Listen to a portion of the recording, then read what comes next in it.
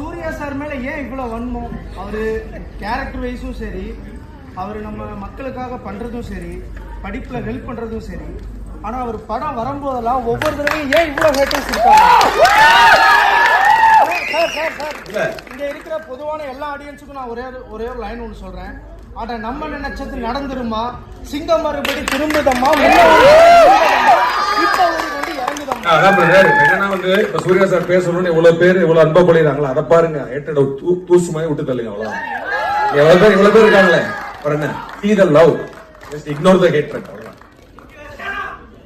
Surya sir மேல ஏன் இவ்வளவு வன்மம்? அவரு கேரக்டர் வைஸும் சரி, அவர் நம்ம மக்களுக்காக பண்றதும் சரி, படிப்புல ஹெல்ப் பண்றதும் சரி, ஆனா அவர் படம் வரும்போதெல்லாம் ஒவ்வொரு தடவையும் ஏன் இவ்வளவு ஹேட்டர்ஸ் இருக்காங்க?